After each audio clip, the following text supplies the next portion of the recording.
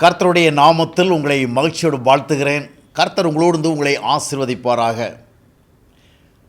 நிறைய பேர் காலையில் எழுந்து தங்களிடத்தில் இருக்கிற தேவ பக்தியை அதிகமாக காண்பிக்கிறத பார்க்க முடியும். காலையில் எழும்பி ஜெபம் பண்ணுறோம், காலையில் எழும்பி பைபிள் படிக்கிறோம், காலையில் எழும்பி டிவியில் ஏதாவது கிறிஸ்தவ நிகழ்ச்சி வந்தால் பார்க்குறோம், வாட்ஸ்அப் குரூப்லேருந்து ஏதாவது செய்தி வந்தால் பார்க்குறோம். ஆக பல்வேறு விதங்களில் காலையில் நம்முடைய பக்தியை வெளிப்படுத்துகிறோம். வாக்குத்தத்த வசனங்களை தேடுறோம், அந்த வாக்குத்தத்த வசனங்கள் அடிப்படையில் எதிர்பார்க்குறோம். இந்த மாதிரி நிறைய காரியங்கள் போயிட்டுருக்குது. ஆனால் ஒரு உண்மையை புரிந்து கொள்ள வேண்டும். காலையில் எழுந்து நாம் எவ்வளவு பக்தியாக இருக்கிறோம் என்பதை ஆண்டவருக்கு காண்பிப்பதல்ல.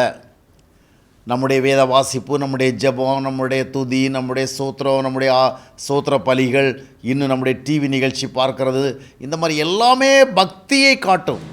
ஆனால் காலையில் எழுந்து நாம் பக்தியை பிரதிபலிக்கிறது என்பதை விட தேவ உறவை பிரதிபலிக்கணும். ஆண்டவரிடத்தில் நமக்கும் அவருக்கும் ஒரு உறவு இருக்கிறது என்பதை வெளிப்படுத்துகிற காரியங்களில் அதிகமாக நம்ம ஈடுபடுத்தணும். அப்போ நம்ம என்ன செய்கிறது? அப்போது ஜெபம் பண்ண தானே போகணும், அப்போது நாம் பைபிள் படிக்க தானே போகணும், அப்போது நாம் ஏதாவது டிவி நிகழ்ச்சியெல்லாம் பார்க்கணுமே. உறவை வெளிப்படுத்துவதென்றால் என்ன, பக்தியை வெளிப்படுத்துவதென்றால் என்ன? அதாவது பக்தியை வெளிப்படுத்துவதற்கு நமக்கு பக்தியாக இருக்கணுங்கிற ஆசையே போதும். காலைல எழுந்து பயபக்தியாக சில காரியங்களை செய்யணும் அப்படிங்கிற எண்ணமே போதும். ஆனால் உறவை வெளிப்படுத்துவது என்பதற்கு ஒரு அடித்தளம் இருக்க வேண்டும்.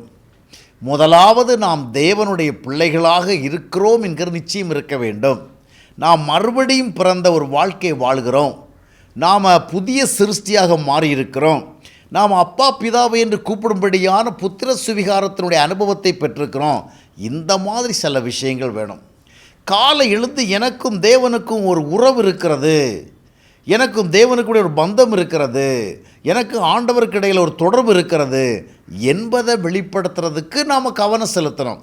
அப்போது ஆவிக்குரிய வாழ்க்கையில் நாம் கவனிக்க வேண்டிய என்னவென்றால் உறவை வெளிப்படுத்தி வாழும். அப்போ ஆண்டவர்கிட்ட போய் நம்ம மனம் விட்டு பேசுகிறது, நம்ம மனசில் இருக்கிறதெல்லாம் சொல்கிறது, கர்த்தருக்கும் நமக்கும் இடையில் ஒரு உறவு இருக்கிறபடினால அந்த உறவின் அடிப்படையில் நம்ம வாழும் பொழுது ஆண்டவர் நமக்கு போதுமானவராக இருக்கிறார்கிற நம்பிக்கையை நம்ம பெற முடியும். அங்கே சமாதானத்தை நம்ம உணரணும், மனசுக்குள்ள சந்தோஷத்தை உணரணும், பரிசுத்தமாக வாழ வேண்டும் என்கின்ற ஆர்வத்தை உணரணும். தவறுகள் குறைகள் இருந்தால் ஆண்டவருக்கு முன்பாக நம்மை சரி செய்கிற அனுபவத்துக்குள்ளே போகணும். ஆக இந்த வித்தியாசத்தை நம்ம சரியாக புரிந்து கொள்ள வேண்டும். ஐயோ, நான் டெய்லி பண்ணுற ஜெபத்தை பண்ணுறேன், டெய்லி வாசிக்கிற வேதத்தை வாசிக்கிறேன், டெய்லி படிக்க வேண்டிய தியானம் உள்ள படிக்கிறேன், டெய்லி நான் டிவியில் இருக்கிற நிகழ்ச்சிகளை கவனிக்கிறேன், அப்புறம் என்ன செய்கிறது? இவைகள் எல்லாவற்றையும் பக்தி செயல்களாக செய்கிற ஒன்றாக மாறிவிடக்கூடாது.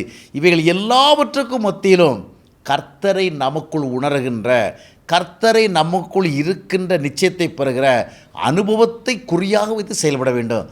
ஜெபித்தாலும் துதித்தாலும் ஆராதித்தாலும் எந்த ஒரு செயல்களுள் ஈடுபடுத்தினாலும் ஆண்டவரோடு இருக்கின்ற, ஆண்டவர் நம்மோடு இருக்கின்ற, நாம் ஆண்டவரோடு இருக்கின்ற ஒரு ஆவிக்குரிய ஒரு உணர்வை நிச்சயத்தை பெறுவதை நோக்கமாக கொண்டு செயல்பட வேண்டும். அப்போது காலை எழுந்து ஆண்டவருக்கு எனக்கு ஒரு நல்ல உறவு இருக்குது, நல்ல ஒரு ஐக்கியம் இருக்குது, அதனால் என் வாழ்க்கையில் இருக்கிற அத்தனை காரியங்களை அவர்கிட்ட சொல்லி இந்த நாள் முழுவதும் ஆண்டவரை நடத்துவாருங்கிற நல்ல விசுவாசத்தோடு என்னுடைய வாழ்க்கைக்குள்ளே நான் செல்லுகிறேன். இனி நான் தொடர்ந்து செல்லுகிற இடமெல்லாம் நான் மட்டுமல்ல, என்னோடு ஆண்டவர் இருக்கிறார், என்னை அவர் கவனிக்கிறார், என்னை அவர் தாங்குகிறார், எனக்கு அவர் உதவி செய்கிறார், எனக்கு அவர் ஆலோசனை சொல்கிறார் என்பது போன்ற விழிப்புணர்வோடு செயல்பட வேண்டும். அதுதான் உறவை வெளிப்படுத்துவது. எனவே காலையில் எழுந்து பக்தியை காண்பிக்கிறதல்ல, உறவை நமக்குள்ளே அனுபவிக்க வேண்டும். அந்த அனுபவத்துக்குள்ளே வளர்ந்து செல்வதற்கு ஆண்டவர் நமக்கு உதவி செய்வாராக.